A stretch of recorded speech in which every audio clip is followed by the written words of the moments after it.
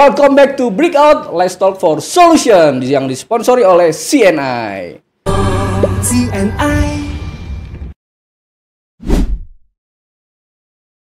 Bersama saya Dani dan partner saya Ricky. Kali ini kita kedatangan narasumber yang sangat luar biasa, Bro. Siapa gerangan? Wah. Jiwa muda. Oke. Ya. Entrepreneur. Oh, pasti dong. Tamu-tamu Breakout. Apalagi sekarang dunia digital ya. Wah, ini advance di digital. Betul, ya. Kesibukannya tinggi sekali, ya. Ini kita undang dari tahun lalu, pemirsa. Oke, kita sambut Bro Bayu. Bro Bayu Eka. Siap. Bro. Thank you semuanya udah teman-teman udah ngundang ke sini. Wah, sebuah kehormatan nih bisa di sini ngobrol-ngobrol. Finally bisa jadi nih ya. Jadi nih. Siap. Oke. Sebelumnya perkenalkan diri Bro. Biasanya kan sobat-sobat Breakout ini masih siapa sih Bro Bayu ini, guys? Siap. Oke. Walaupun tadi dibilangnya jiwa muda, tapi umurnya nggak semudah itu gitu. Tapi kelihatannya awet muda. Ya. Halo semuanya, nama saya Bayu, saya dari Mimin. Jadi saya adalah co-founder dan COO dari Mimin, sebuah perusahaan yang bergerak di bidang conversational AI gitu ya. Jadi kita memberikan solusi conversation atau percakapan yang di-empower dengan teknologi generatif AI. Selain itu, saya juga baru menyelesaikan studi lanjutan kemarin, baru beres tahun lalu ngambil eksekutif MBA. Jadi saat ini fokusnya di Mimin dan kadang-kadang kalau lagi ada pesanan saya jualan bakmi. Jadi agak lumayan beragam lah. Gitu.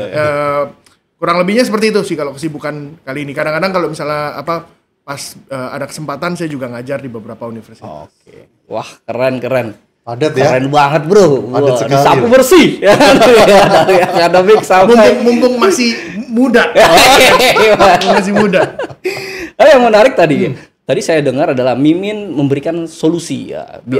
Apa tuh Bro? Bisa dijelaskan itu? Solusi apa itu? Jadi kalau solusi yang kita tawarkan itu adalah solusi yang didasarkan dalam percakapan. Jadi kita bilangnya itu conversational focus solution. Nah, percakapan kalau kita lihat di Southeast Asia ini, terutama di Indonesia, orang-orang tuh percakapan tuh tinggi banget gitu. Makanya kalau saya yakin teman-teman semua punya WhatsApp. Jangan-jangan bahkan WhatsApp-nya ada 2 gitu. Biasanya begitu. Betul. Kalau berapa tahun yang lalu ya, 10-12 tahun yang lalu kita bicara orang punya 2 akun Facebook. Tapi kalau sekarang banyak kan orang punya 2 akun WhatsApp gitu karena mereka menggunakan WhatsApp ini untuk berinteraksi dengan sesama. Nah, kita ngelihat ada kesempatan, ada satu peluang di mana kenapa nggak kita gunakan medium ini gitu, medium percakapan ini untuk membantu perusahaan membangun komunikasi, membangun relasi dengan audiensnya mereka, dengan konsumennya mereka. Nah, disitulah Mimin masuk, menyediakan berbagai macam bentuk solusi mulai dari sifatnya yang seperti untuk outbound gitu ya, untuk supaya mereka reach out ke konsumennya mereka, ataupun untuk inbound. Ketika ada yang bertanya, ketika ada misalnya macam-macam ya, kalau produk kan bisa ada bertanya produk, mau beli atau bahkan komplain. Nah, itu bisa di-manage dengan mudah dengan berbagai macam solusi yang Mimin punya. Oke.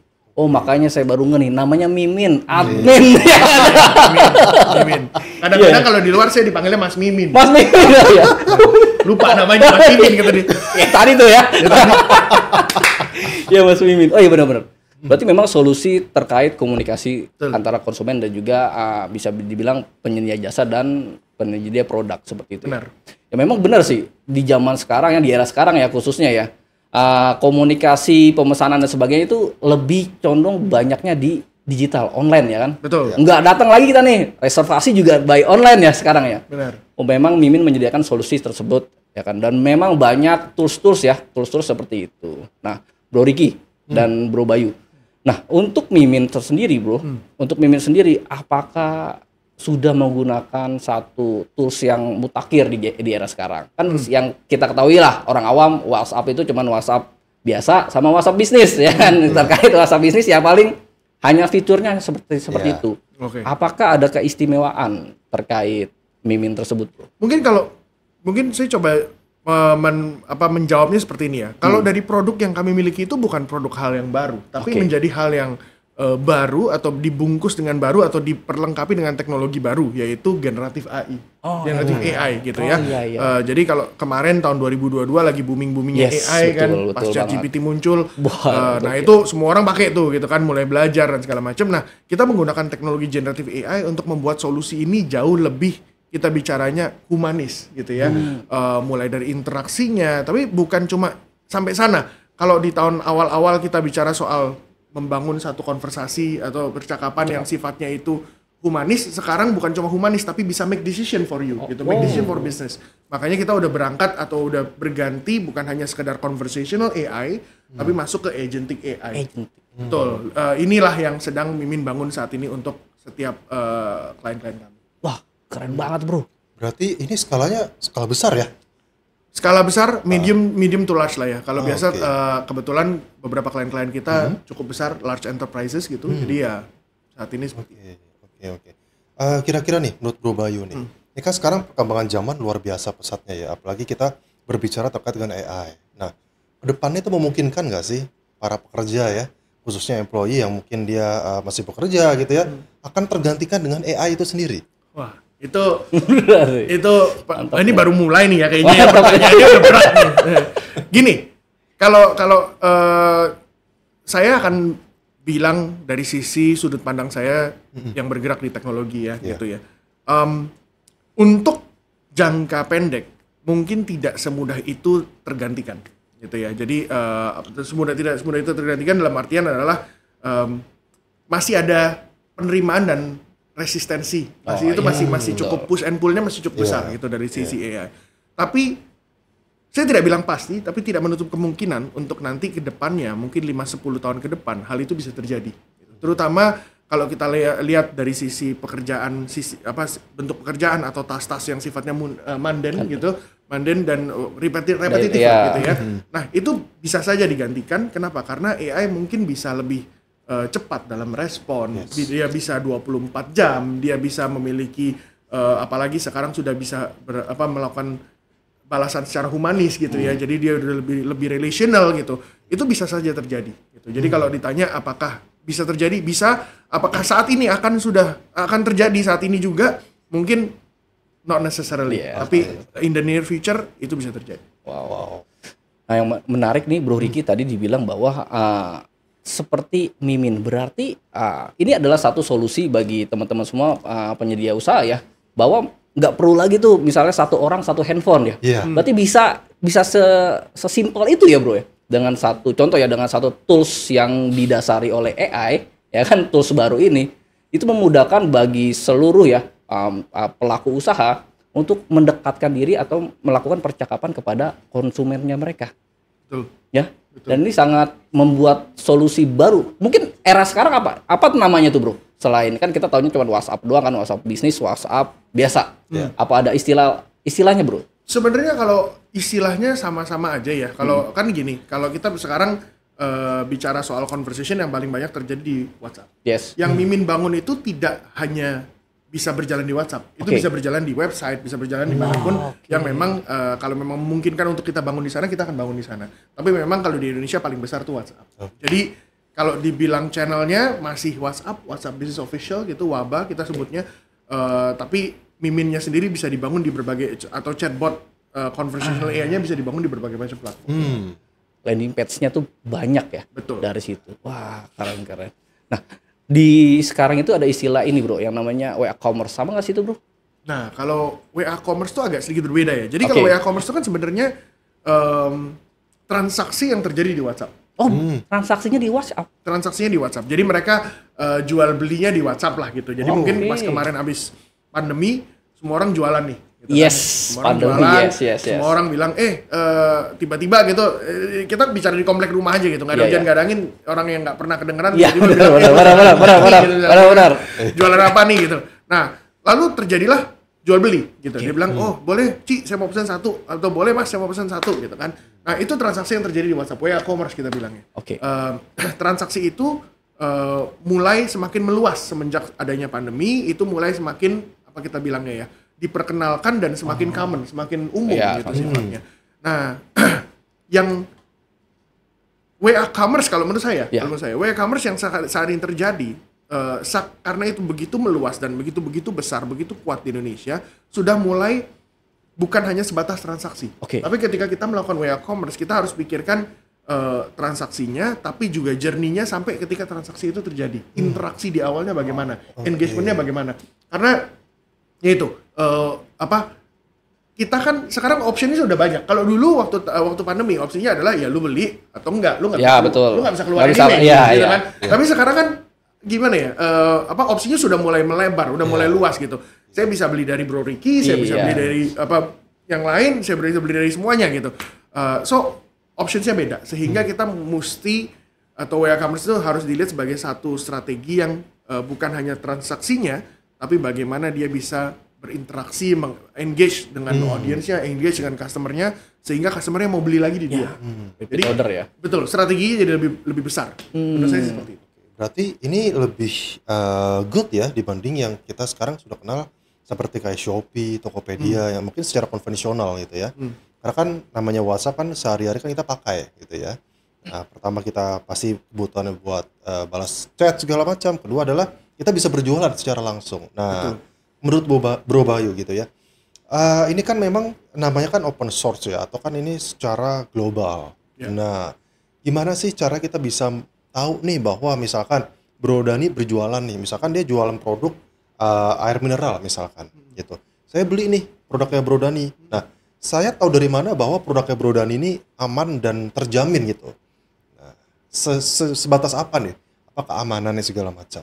Nah, sebenarnya kan kalau kita bicara itu kan berarti nah itu sebenarnya bagian dari journey-nya, Bro Ricky. Kalau kita bicara soal WA commerce, ada orang-orang yang baru pertama kali beli, mereka akan nanya ke penjualnya gitu kan. Ini produknya apa sih gitu kan? Betul. Ini bagusnya buat apa nih gitu. Dan segala macam, bukan hanya harga biasanya yang ditanya.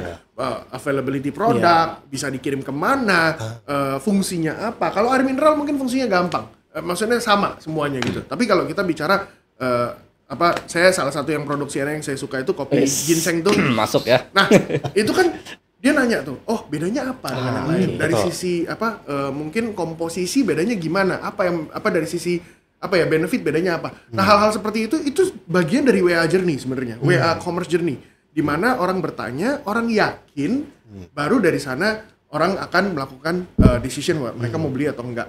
Nah, bagian di interaksi journey itu yang harus dijaga, itu yang harus di-maintain. Makanya kenapa kita membantu di sana gitu, karena sebenarnya itu yang nggak boleh miss. Karena kalau enggak, balik lagi opsinya banyak. Orang bisa lompat ke toko lain, orang bisa lompat ke produk lain kalau mereka tidak menjawab jawaban yang mereka butuhkan. Gitu. Jadi kalau dari saya sih mungkin kalau dari security ini bukan bicara kalau yang tadi Bro Ricky maksud, mungkin maksudnya security-nya lebih ke arah ketepatan informasi yang diberikan gitu ya. Nah, ini yang makanya ketepatan informasi ini yang kita bantu supaya bisnis bisa scale dengan menggunakan Mimin. Wah, keren ya. Ibaratnya jembatannya lewat Mimin ini ya. Wah, solusinya ada bos. Dan memang di era sekarang nih Bro Bayu ya, memang tools-tools demikian itu banyak sekali ya, atau tools-tools yang memudahkan ya, mungkin di sini ada pengusaha atau yang mau menjalankan sedikit usaha, dan ini tools-tools yang menurut Bro Bayu itu basic atau nanti aja atau harus dicoba? Kalau menurut saya harus dicoba. Harus dicoba. Gini, di Mimin sendiri kita punya beberapa produk ya. Conversational AI itu salah satunya. Kita sebutnya Gen AI chatbot. Tapi kita punya ada untuk campaign-nya, untuk outbound campaign, untuk inbound-nya kita punya omnichannel, dan kita punya juga order management untuk memproses order. Jadi ada banyak produk-produk yang sebenarnya bisa dicoba sedikit demi sedikit gitu. Nggak harus semuanya, gue mau langsung onboarding 4 atau 5 produknya, nggak harus. Salah satunya aja. Dan menurut saya itu akan membantu. Kenapa? At least harus dicoba, karena kita bicara bagaimana bisnis ini bisa naik level. Bagaimana kalau kita bicara bisnis yang skalanya kecil menengah gitu ya, itu bisa naik kelas. Kan biasa kita selalu ngomong UMKM naik kelas, UMKM naik kelas gitu kan. Nah, buat saya tools-tools seperti ini bisa digunakan untuk mereka bisa naik kelas. Karena naik kelas itu bukan bicara soal penjualannya meningkat, tapi bisnisnya siap menerima penjualan yang meningkat gitu. Nah, tools ini bisa membantu mereka untuk ranah-ranah seperti itu. Wah, Luar mantap biasa. Bro Ricky. Oke, gimana? Oke, kita kan masih berbicara WA Commerce nih. Kalau nggak salah, saya pernah dengar nih, ada yang namanya afiliasi ya. Itu saya sebenarnya masih agak bingung nih, apa sih itu afiliasi? Apakah memang sama dengan WA Commerce itu sendiri atau seperti apa tuh Bro Bayu? Oke, afiliasi ini lagi memang jadi satu bisnis yang lagi cukup ngebum ya. Iya. Beberapa teman-teman saya itu juga bahkan bikin agensi untuk Agency, afiliasi. yes, betul. Jadi cukup besar, potensi bisnisnya besar, dan ini menjadi salah satu solusi yang menarik bagi bisnis untuk berjualan. Oke. Kenapa? Karena melalui program afiliasi mereka bisa mendapatkan awareness yang lebih besar. Ya. Jadi mungkin teman-teman tahu apa mungkin kalau ada masukan atau apa nggak apa-apa bisa ditambahin aja. Tapi setahu saya afiliasi itu memang hal yang berbeda dari WA Commerce gitu, karena di mana mereka sifatnya itu kan mempromosikan produknya gitu. Nanti orang tinggal kalau mau belanja silakan gunakan klik link ini gitu kan. Itu kan sistemnya afiliasi kan. Nah, link ini bisa didistribusikan bukan hanya melalui WhatsApp, tapi melalui sosial media. Minum bro. Santai. Santai dulu kita. Minum dulu. Kita bisa melalui sosial media, bisa melalui TikTok, bisa melalui Instagram gitu ya. Jadi kalau kita bicara soal afiliasi itu nggak terbatas hanya WhatsApp. Oke. Gitu, justru itu jauh lebih luas lagi. Dan menurut saya itu salah satu prospek bisnis yang lagi lumayan naik saat ini. Iya. Lagi menjamur ya. Lagi Di menjamur, mana-mana lagi anak baru lulus langsung ya di afiliator. Benar. Tapi yang benar, tadi balik lagi bro ke AI. Nah, apakah yang dibilang WA Commerce ini adalah produk yang dibumbui ya oleh AI? Menurut Bro Ricky, ada lagi nggak sih produk-produk atau tools-tools itu yang menurut Bro Ricky bisa membantu usaha atau UMKM? Gue tahu Bro Bayu. Lu nanya ke dia apa nanya ke gue nih? Oh Bro Bayu, sorry. Saking fokusnya ya. Saking bagusnya bro. Kan tadi ya, pusing nih gue nih. Pusing nih gue. Ya di belakang ketawa-ketawa aja. Oke. Ya gitu bro. Jadi gini Bro Bayu. Jadi apakah bisa dibilang WA Commerce itu adalah hasil dari breeding dari AI gitu? Apakah ada lagi tools-tools yang dibumbui oleh AI yang dapat membantu usaha? Oke, mungkin saya clarify sedikit ya. Yes. Kalau kita bicara WA Commerce, karena WA Commerce itu sebenarnya sudah menjadi terms yang cukup lazim dan sudah digunakan cukup lama proses WA Commerce itu. WA Commerce itu sebenarnya tidak ada AI-nya. Nggak ada. Jadi gitu. WA Commerce itu memang transaksinya tidak selalu harus dibumbui dengan AI. Nah, tapi dengan adanya teknologi generatif AI, teknologi AI yang baru masuk belakangan ini di Indonesia, itu bisa membuat WA Commerce ini lebih praktis. Lebih praktis kenapa? Karena lebih banyak automation-nya, lebih automated prosesnya gitu. Contohnya misalnya dengan adanya kita bicara AI gitu ya, dengan dia di-empower oleh generative AI chatbotnya. Ketika orang masuk kayak tadi kita ngomong sama Bro Ricky ya, cerita soal produk gitu. Gue mau nanya-nanya dong soal produknya CNI misalnya kayak gitu kan. Kopi ginseng gitu misalnya kita ngomongin yang itu. Mau nanya dong, misalnya kalau misalnya produk ini gunanya apa, keunggulannya apa, ukurannya satu saset berapaan sih gitu. Things like that, hal-hal seperti itu bisa ditanyakan dan bisa direspon dengan cepat dan mudah melalui dengan menggunakan si AI chatbotnya ini. Gitu. Dan kita nggak harus Mimin punya chatbot itu nggak harus mereka pilih A, pilih B, mau nanya produk apa B, C, enggak. Itu seperti kita ngobrol aja dengan live agent, dia akan jawab sampai nanti live agentnya ini akan menuntun untuk dia bilang oke, Bapak kayaknya tertarik dengan produknya. Boleh saya pesankan nggak atau mau kita lanjutkan ke pemesanan atau tidak. Nah, itu satu bagian journey dari WA Commerce yang sudah di-enable oleh AI. Sehingga nanti begitu orang bilang, oke saya mau beli bertransaksi, dia begitu bertransaksi langsung dia bilang masukkan beberapa detailnya, ditangkap oleh AI-nya langsung kasih kirim link pembayaran. Nih link pembayarannya seperti ini, silakan dilakukan pembayaran di sana. Begitu pembayaran sudah dilakukan, karena AI ini ditempel oleh kita punya order system gitu, sehingga ini jadi agentic dan dia bisa membantu memproses pembayaran tersebut. Nanti tinggal udah dibayar, udah dikirimkan kembali notifnya bahwa pembayaran sudah diterima. Nanti setelah berapa jam bisa diselang lagi, dikirim lagi satu message bilang terima kasih sudah membeli produk, pengiriman akan dilakukan dan sebagainya. Jadi interaksi tersebut terjadi di WhatsApp menjadi bagian dari journey WA Commerce, tapi yang sebelumnya semua dilakukan oleh manusia, sekarang bisa di-automate dengan menggunakan AI. Gitu. Dan AI-nya sudah bukan hanya bersifat menjawab FAQ, Iya, betul. tapi AI-nya ini sudah bisa membantu memproses transaksi, mengurus pengiriman dan sebagainya. Jadi ini yang kalau kita bicara the next level of WA commerce sih. Wow, Serem juga benar-benar harus dicoba ya. Iya, ini udah menarik kayak sekali. marketplace loh. Kan kami di aplikasi Messenger. Gila. Iya, ini Wah, baru tahu nih. gokil emang. Nah, Bro Bayu nih, ada nggak sih tools-tools yang menurut Bro Bayu nih harus dicoba lagi untuk mungkin UMKM yang misalnya yang ada yang level 1, level 2 dan karena apa? Karena untuk mereka naik kelas seperti itu. Tentu banget, banyak banyak banget. Aplikasi yang sifatnya berbasis AI sekarang itu bukan hanya aplikasi yang sifatnya conversational. Kalau misalnya kita pakai ChatGPT itu kan sifatnya conversational, kita tanya jawab gitu kan. Tapi ada juga beberapa aplikasi AI yang gunanya untuk memproduksi video, gunanya memproduksi image gitu. Itu banyak banget. Kemarin ini minggu lalu kalau nggak salah. Atau somewhere this week saya lupa. Google itu baru mengumumkan dia punya satu produk baru gitu, bukan produk baru, updatean terbaru dari salah satu produknya dia, namanya VO3 kalau nggak salah. Itu untuk bisa meng-create video sampai layaknya seperti film. Wah, gokil. Gitu. Hanya dengan menggunakan AI. Jadi kalau kita bicara teknologi itu bergeraknya sangat cepat. Gitu. Kegunaannya itu bisa dari kegunaan simple sampai kegunaan masif. Nah ini yang menurut saya kegunaan yang simple dulu aja, misalnya bantu untuk create konten, gitu kan, bantu create image untuk sosial media mereka, hal seperti itu bisa digunakan kok.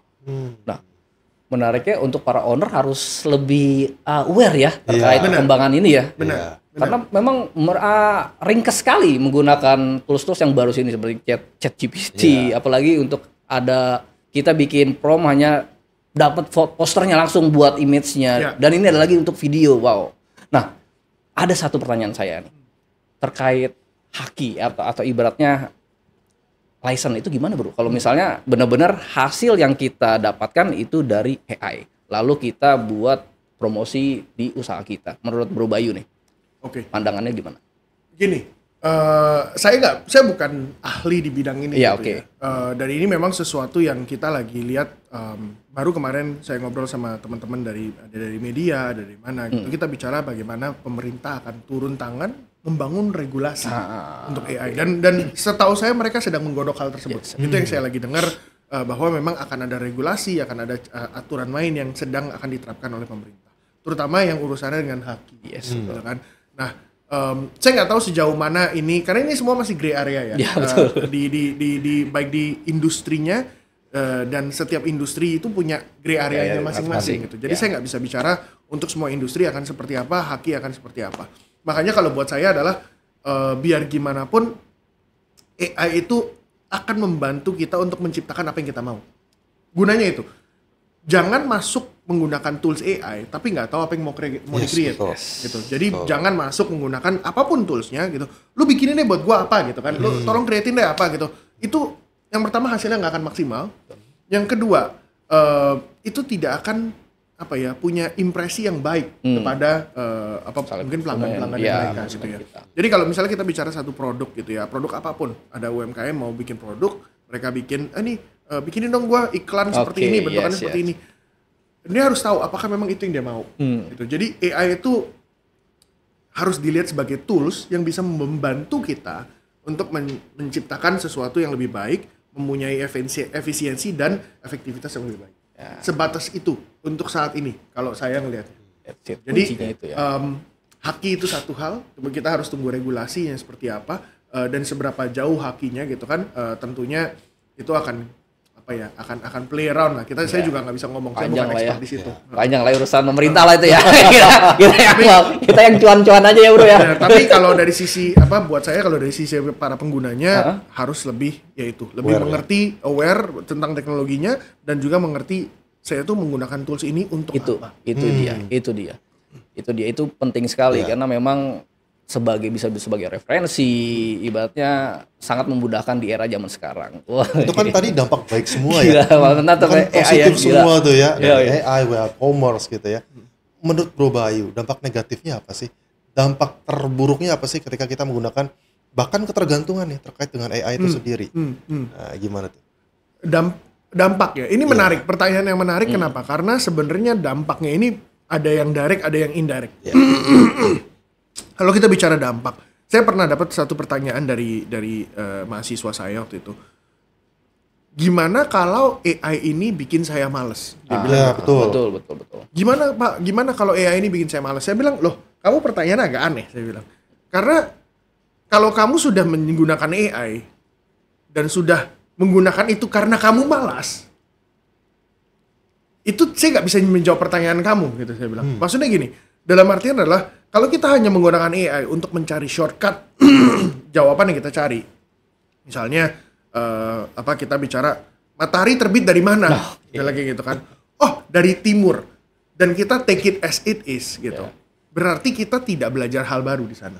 Kenapa? Karena kita hanya menggunakan AI, let's say ChatGPT atau apapun yang lainnya, hanya sebagai shortcut untuk dapetin jawaban apa yang kita mau. Tapi kalau kita sebenarnya bisa menggunakan AI sebagai sesuatu yang lebih besar, sebagai learning tools, misalnya contohnya, kenapa di mana matahari terbit? Oh, dari timur. Kenapa dari timur? Itu kan sebenarnya dia bisa tanya. Itu knowledge yang sebenarnya mungkin nggak semua bisa ditemukan di buku, nggak semua bisa ditemukan, nggak gampang ditemukan di Google. But you can ask away, bisa ditanyakan langsung kepada AI ini. Gitu. Jadi kalau dari awal mindset maju untuk ke AI itu adalah untuk membantu saya supaya saya bisa lebih malas, buat saya itu tidak bisa berubah. Karena itu kembali ke intensi kita, keinginan kita menggunakan teknologi AI seperti apa. Tapi kalau dilihat itu sebagai satu teknologi yang bisa membantu dia belajar lebih banyak, saya rasa mereka bisa belajar lebih banyak. Jadi dampak pertama adalah mungkin kemalasan. Dan kemalasan ini akhirnya jadinya membuahkan ketergantungan. Gitu. Karena mereka akhirnya hidupnya dari titik ke titik itu tergantung teknologi. Kalau teknologinya selesai berarti mereka sebenarnya nggak punya value apa-apa. Itu yang berbahaya. Yang kedua, mungkin jangka pendek dan jangka panjang saya nggak bisa bilang berapa tahun, tapi kita sempat bahas ini tadi di awal adalah bagaimana AI itu bisa mereplace sebuah pekerjaan, bentuk-bentuk pekerjaan yang sifatnya repetitif. Gitu. Apakah itu bisa terjadi sekarang? Belum tentu, tapi apakah bisa terjadi? Sangat mungkin. Gitu. Ya, kita udah bicara negara-negara banyak yang lumayan besar di mana mereka punya sifat mereka mungkin salah satu industri yang besar itu adalah BPO gitu. Telemarketing, menyediakan jasa SDM dan segala macam. Nah, hal-hal seperti ini bisa di-replace dengan AI. Kita sekarang AI itu udah bukan bicara soal teks lagi. AI itu udah bicara soal voice, dan voice-nya itu bukan robotik. Kita baru saja launching voice AI, di mana voice AI kita itu sudah bukan sifatnya kayak selamat pagi Translate Bapak gitu ya? Bayu. Udah nggak seperti itu. Lebih natural ya? Udah natural. Jadi dia akan langsung bilang, selamat pagi Bapak Bayu, ada yang bisa saya bantu. Gitu. Jadi udah seperti itu. Nah, itu teknologi yang baru ada sekarang. Dan itu baru advancement itu baru terjadi 2-3 tahun terakhir. Kita bisa lihat 5 tahun 10 tahun lagi akan jauh lebih cepat lagi. Jadi kalau dibilang resikonya atau dampak yang mungkin bisa kena adalah bagaimana teknologi yang semakin berkembang ini bisa mereplace pekerjaan-pekerjaan yang sifatnya repetitif dan akan ujung-ujungnya berdampak ke lapangan kerja. Wah, serem juga ya. Kita mesti bijak sih kalau gini. Betul, tapi juga ini bukan sesuatu yang kita bisa kabur-kaburan gitu. Jadi bukan sesuatu yang kita bisa avoid, bukan sesuatu yang kita bisa bilang bahwa saya mau menolak gitu misalnya. It is already here. Ini sudah ada di sini gitu. Jadi buat saya selagi AI ini masih kita bisa pergunakan sebagai tools, kita yang harus menggunakannya untuk meningkatkan kualitas diri. Gitu. Meningkatkan kualitas diri, memperkaya pengetahuan kita gitu supaya kita punya value lebih gitu. Jadi buat saya ini sesuatu teknologi yang besar yang membuat kita nggak nyaman, tapi harusnya ketidaknyamanan ini membantu kita untuk berkembang lebih baik. Itu sih. Berarti membantu ya, bukan menggantikan ya. Untuk sekarang. Saya nggak bisa bilang nantinya seberapa jauh yang bisa digantikan. Itu dari bisa dibilang itu untuk penikmat ChatGPT atau AI yang baik, Bro. Tapi kalau menurut Bro Bayu, ada nggak sih ciri-ciri itu penikmat yang nakal gitu? Bagaimana kita mengetahui bahwa wah ini nakal nih karena dia menggunakan AI tersebut? Nah, ini kan salah satu kembali ke bentuk security yang dari para providernya itu. Ya kita bicara ada macam-macam ya, ada GPT, ada Google, ada segala macam, itu sedang memperketat gitu. Di mana dia menjaga supaya pembicaraannya itu atau penggunaannya itu tidak bergerak ke arah yang kriminal, seksual gitu, atau sesuatu yang misleading gitu, atau sesuatu yang sesuatu yang jahat, merugikan orang lain lah ya, gitu, plotting sesuatu yang jahat gitu. Lagi menjaga ke arah sana gitu. Memang di awal-awal kita bilang pasti teman-teman pernah kalau yang ngomongin AI pasti sempat lihat berita, AI-nya ada ngomong ini, AI-nya ngomong ini, sesuatu yang kayaknya negatif gitu. Nah, tapi itu sekarang lagi di shaping untuk semakin berkurang gitu. Jadi buat saya kembali lagi kita tidak bisa membatasi intensi orang menggunakan tools ini untuk apa, tapi toolsnya sendiri sekarang sedang melakukan pembatasan supaya tidak keluar dari jalur yang diharapkan. Lagi benar-benar sedang dimonitoring ya, karena memang dampaknya besar sekali di ke depannya. Bahkan kalau kita bicara soal tadi kita ngomong WA Commerce, tadi Bro Ricky ada sempat singgung sedikit soal kita kembali ke affiliate. Affiliate itu menarik. Kenapa? Karena di beberapa negara di luar sekarang afiliasinya sudah mulai ditempel dengan AI. Nah, contohnya apa? Contohnya biasa kan kalau misalnya bahkan model-model kayak live shopping segala macam itu udah mulai ditempel dengan AI. Itu dia. Live shopping itu misalnya orang bilang kan misalnya oke, Bu mau ini produknya bla bla bla, ada yang jualan tuh. Yang jualan memperkenalkan produk dan segala macam. Biasanya kan mereka banyak yang nanya di chat. Nah, di chatnya itu bisa dijawab oleh AI. Gitu. Sehingga nggak perlu nunggu kayak ibu tadi ngomong apa ya? Iya. Oh iya Saya cek gitu. dulu ya. Gitu. Nggak usah. Jadi AI yang menjawab, AI yang membantu sampai mereka yakin untuk oke, saya mau beli. Jadi itu mempermudah dan itu akan membantu untuk bisnis atau industri ini akan lebih growing lagi gitu. Dari sisi afiliasi, dari sisi live shopping, AI ini membantu untuk mengautomate proses-proses yang sifatnya manual ini gitu. Jadi platformnya sendiri berkembang. Platform live shoppingnya berkembang, kreatornya berkembang, brandnya berkembang. Nah, tapi sekarang juga kita udah masuk bicara, tapi menurut saya ini nggak secepat itu lah ya. Karena biar gimana pun ada satu yang AI belum bisa gantikan menurut saya adalah relation, hubungan gitu, hubungan yang benar-benar sifatnya itu personal gitu. Nah, tapi di luar sana udah mulai ada yang beberapa perusahaan yang udah mulai bermain dengan ide kreatornya diganti AI juga. Iya. Gitu. Tapi ya kembali lagi, itu menurut saya banyak trial and error. Tapi saat ini kalau saya ngerasa apa yang besar di bisnis atau apa yang unik di bisnis, apa yang unik di market, apa yang unik di apa yang kita punya adalah hubungan. Gitu. Hubungan ini bagaimana dia bisa dekat sama audiensnya dan segala macam. Ini ini bukan sesuatu yang AI, ini sesuatu yang human gitu. Nah, ini yang menurut saya that human touch, that human sensitivity itu harus dibangun. Jadi waktu kita bicara punya usaha, nggak bisa lagi bicara soal produk yang baik aja gitu. Tapi bagaimana ada involvementnya di dalam sana, ada humannya di dalam sana yang lebih terasa bahwa mereka mendengarkan saya, gitu kan? Mereka tahu kebutuhan saya. Saya mau pakai brand ini, saya mau pakai produk ini karena I feel relate. Dan relate-nya bukan cuma visi misi relate-nya, tapi memang ada sesuatu yang lebih dari sana. Nah, itu yang menurut saya dibangunnya harus ke arah sana ya. Relation ini yang dibutuhkan saat ini. Wah, itu. Dan balik lagi teman-teman semua, itu masih kita punya ya. Ini masih poin kita ya. Betul. Bayangkan kalau AI punya itu. Waduh. Banyak kita kayaknya. Enggak dong. Minum dulu, Bro. Nah, menarik kita coba bergerak ke tadi kan tools sudah diperkaya oleh AI ya. Balik lagi sekarang ini bisa dibilang kayak lapangan kerja lah ya, kayak affiliate, influencer dan sebagainya. Nah, yang menarik adalah jika si affiliate, influencer itu menggunakan tools-tools yang AI ini dapat membantu sekali ya mereka ya, Bro ya. Betul. Kembali lagi ya, tools-tools ini digunakan seharusnya untuk membantu mereka. Yes. Jadi kalau tadi yang saya sempat singgung juga, kalau misalnya dari para pelaku usaha atau bahkan pekerja, karyawan itu bisa menggunakan AI ini untuk mereka belajar, itu akan sangat membantu mereka secara kuantitatif. Kualitatif. Nah, kalau sifatnya itu untuk skalabilitas, pelaku usaha bisa menggunakan AI untuk sesuatu yang sifatnya kuantitatif. Yes.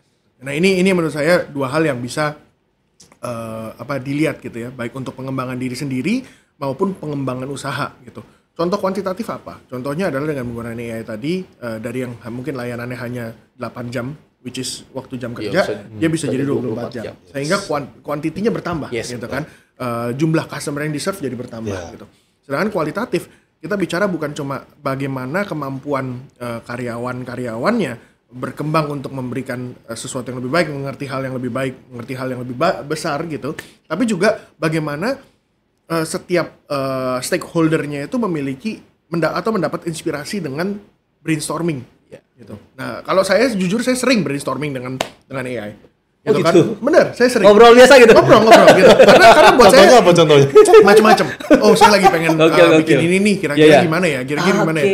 Jadi buat saya itu nggak saya selalu pakai plek-ketiplek apa yang dibilang. Yes. Ini yang gitu. penting. Tapi itu kasih saya inspirasi. Oh, bisa begini ya. Oh, bisa begini ya. Sebenarnya ini bisa banget dilakukan. Nah, hal-hal seperti itu. Jadi buat saya tools ini harus bisa di leverage lebih besar lagi dari hanya sekedar kita bicaranya cheat code gitu. Kalau misalnya umurnya kita samaan gitu ya semua. Kalau mereka dulu kita bilangnya game shark. Game shark. Jadi harus lebih dari itu. Ya. Menarik nih. Nah, yang menarik gini bro. Jadi kan banyak owner bisnis nih biasanya yang senior nih suka alergi itu. Jadi dia memang idealis orang lama kan kita memang luar biasa kan. Nah, bagaimana caranya kita sebagai contoh ya misalnya punya generasi kedua, generasi tiga yang kan memperkenalkan ke generasi satu bahwa ini punya potensi besar loh. Menurut Bro Bayu itu cara langkah awalnya itu memperkenalkan AI ini atau tools ini ke senior itu seperti apa bro? Oke. Menarik nih. Pertanyaan yang menarik dan sejujurnya tidak ada jawaban yang straight answer untuk pertanyaan ini karena kan kita bicara dengan dealing dengan human beda-beda gitu kan. Tapi menurut saya paling bottom line-nya gini. Saya sendiri jujur waktu pertama kali masuk ke dunia ini gini, saya dari dunia yang sifatnya juga konvensional gitu. Dari industri-industri kalau teman-teman tahu saya gitu, mungkin Anda lihat di LinkedIn saya, teman-teman akan lihat bahwa Bayu ini tidak selalu berkecimpung di dunia tech dan di dunia AI. Digital yes, but not technology in a sense that seperti AI, teknologi terobosan dan segala macam gitu. Awal apa bro? Oh, saya awalnya finance, jadi dulu banker. Orang finance guys, sama. Aku finance kak, sama. Tech oke. Jadi awalnya saya banker, abis banker waktu itu saya jadi analis, terus udah gitu saya masuk ke dunia sales dan marketing, dan terakhir saya managing bisnis untuk beberapa produk waktu itu di salah satu perusahaan produknya mereka yang dijual di satu Indonesia gitu. Jadi fokusnya waktu itu adalah business development, marketing, dan sebagainya. Tapi it's a very conventional product yang kita jual, yang kita tawarkan conventional product. Walaupun saya mungkin menghandle ada digitalnya, ada apanya, tapi produknya sendiri conventional. Nah, begitu saya masuk ke Mimin, produknya ini bukan produk konvensional, gitu kan. Jadi buat saya waktu itu saya menelannya pun susah, karena buat saya teknologi macam apa ini, gitu kan. Tapi along the way yang membuat saya berubah tuh satu, benefitnya. Jadi kalau begitu kita rasakan, oh bener loh, saya tuh terbantu loh, gitu. Bukan cuma saya, tapi misalnya perusahaan saya juga terbantu. Bagaimana saya menjalankan hal-hal yang terbantu. Buat saya, rasa terbantu itu akan menjadi kunci penggerak untuk bilang bahwa kayaknya boleh dicoba. Nah, kalau kita kembali ke pertanyaannya yang tadi ya, apakah bagaimana mengconvince gitu first generations atau mungkin second generation, mungkin siapapun lah yang mungkin kurang yakin untuk menggunakan AI di bisnisnya dia. Balik lagi kalau buat saya, apa sih yang matters buat mereka? Yang matters buat mereka itu adalah results. Key results. Kalau kita bisa present the whole idea, but not just an idea, tapi juga punya data yang cukup baik, analisa yang baik untuk kita bisa bilang, oke, if we are doing this is how much we save. Berapa banyak yang kita bisa save dari sisi cost dan berapa banyak yang kita bisa tingkatkan dari sisi sales. Gitu. Buat saya itu akan at least paling tidak membuat mereka menoleh untuk bilang apa sih yang kamu tawarkan. Gitu kan?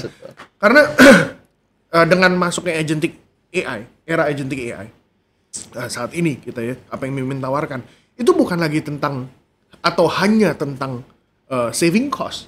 Saat ini dengan adanya agentic AI itu sudah masuk saving cost dan juga menduplikat atau meningkatkan revenue gitu. Jadi increase revenue, saving cost. So it's a double whammy, it's a double benefit ngomong kasarnya. Nah, ini yang kalau kita bicara ke manajemen ini yang buat saya ini yang akan saya bawa. Wah, menarik banget tuh. Oh, mau proposal mana? Oke. Ini udah kayak closing. Kos turun loh, sales naik. Gimana ceritanya? Nah, itu kan kagak ada ya bos. Benar. Makanya kan kalau dulu kan misalnya saving cost doang gitu kan. Saving cost satu hal. Kadang-kadang mereka bilang saving cost mungkin kita nggak gimana lah, masih kurang percaya. Yes, gitu. betul. Tapi begitu saving cost dan increase revenue. Nah, wah. Itu kombinasi formula terbaik di dalam dunia bisnis. Benar. Gitu sih.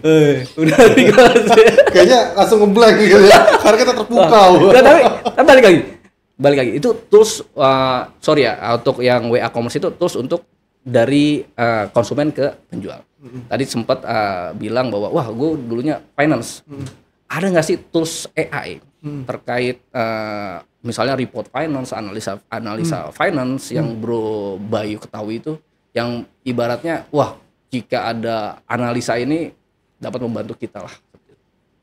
Udah pasti ada. Pasti ada ya? Itu udah pasti ada gitu. Saya gini, di Mimin sendiri kita lagi develop satu produk yang nantinya akan membantu teman-teman, akan membantu klien-klien kita untuk menganalisa data yang mereka punya. Gitu. Gokil. Itu data yang mereka punya, mereka bisa masuk tinggal masukin ke dalam sistem kita.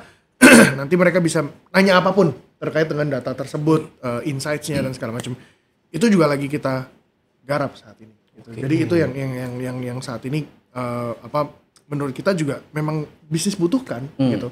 Karena kita bicara bukan cuma bicara kalau bisnis mungkin skalanya kecil dan menengah, datanya nggak banyak. Yes. Tapi begitu kita bicara bisnis yang skalanya besar, datanya itu luar biasa besar. Dan mereka harus mempelajari setiap aspek datanya untuk tahu mana yang mereka harus fokuskan, mana yang bisa membangun atau membawa bisnis mereka lebih scaling lagi dan sebagainya. Nah itu yang kita akan bantu juga nanti di Mimin. AI ya. Dari hulu ke hilir ya. Bayangkan buat satu bisnis itu orangnya dikit. Nggak dibantu sama AI semua. Wah gokil sih ya. Waduh. Itu teknologi has come a long way. Kalau menurut saya 2022 waktu ChatGPT itu keluar, rame kita rame banget gitu kan. Dan kita bisa lihat kita baik lagi yang saya selalu ingatkan kepada teman-teman kalau dibilang AI is not real. AI itu masih jauh lah gitu.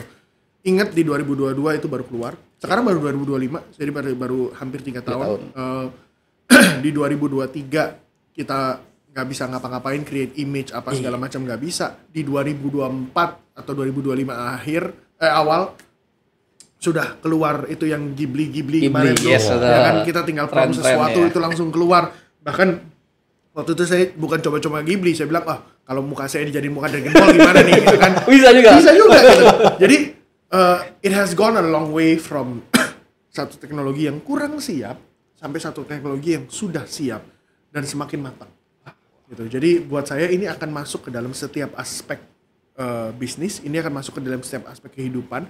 Makanya even traditional item seperti atau traditional konsep seperti WA Commerce aja bisa di-enable gitu kan. Traditional konsep yang seperti WA Commerce aja bisa diperbaiki, diperbaharui dan dipercantik lagi, diperbagus lagi supaya ini lebih efektif lagi gitu. Afiliasi juga sudah seperti itu, live shopping juga sudah seperti itu. Jadi buat saya AI is here.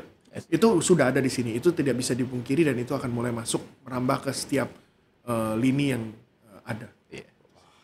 Merambah ke setiap kehidupan kan. Kehidupan udah berjalan bareng loh ya kan. Lama-lama kita berdampingan sama robot dong nanti. Yang buat kopi aja udah robot ya. Baru lihat kapan ya? 3 hari yang lalu kalau nggak salah. kemarin atau 2 hari yang lalu saya lihat di Cina tuh ya, udah ada kompetisi boxing apa boxing apa Thai box apa kickboxing gitu yang berantem robot. Saya bilang ya? ini nih entertainmentnya nih udah apa kalau di kita masih ayam gitu. Sambung ayam. Mereka udah robot. Bisa disetting dong. Makanya saya bilang wah menarik juga nih gitu. Tapi itu saya bilang wah it has really come a long way. Yes. To the extent ya kita udah masuk di era seperti ini. Justru yang kita mesti pikirin adalah nanti anak-anak kita gimana gitu kan. Nah, ya itu sesuatu yang harus perlu di-equip lah, diperlengkapi. Bagaimana bijak ya dalam menggunakan AI. Yep. Ya. Ini menarik sekali.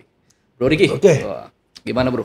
Ini kayaknya udah cukup detail ya pemirsa ya. Kalau misalkan ada pertanyaan gitu ya, bisa tulis di kolom chat nanti kita sampaikan. Ya, akan kita balas juga. Oh ya Bro Bayu ada Instagram atau apa? Iya, betul. Kalau Instagram saya Instagramnya Mimin atau Instagram apa? Mimin ada. Boleh. Kalau Instagram gue private soalnya.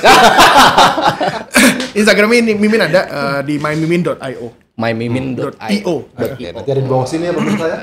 Oh ya. Oke.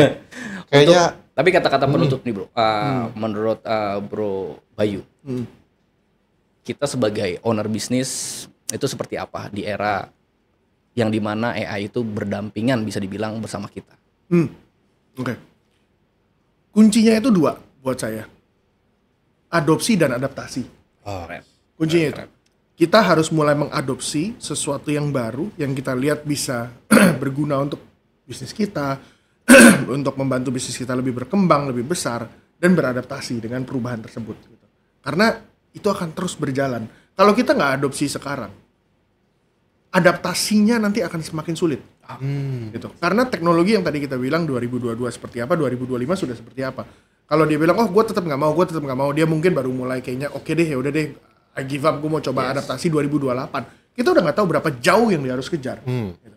Jadi buat saya kuncinya untuk para pelaku usaha, bahkan buat saya ini bukan cuma untuk para pelaku usaha ya, buat ke semua dari kita, adopsi dan adaptasi. Ini harus terus dilakukan. Keren. Transformasi bisnis. Oke, Bro Bayu. Ya. Thank you ya. Thank you Keren untuk banget udah hadir ya, udah hadir di rumah kita nih yang sederhana ini. Jangan kapok-kapok ya. Siap, nggak mungkin kapok. Justru saya senang bisa diundang. Oke, Sobat Breakout, selesai episode kali ini. Saksikan episode berikutnya setiap hari Selasa di YouTube Siena Indonesia. Saya Dani. saya Ricky Dan Bayu. undur diri. Bye-bye guys. Bye-bye.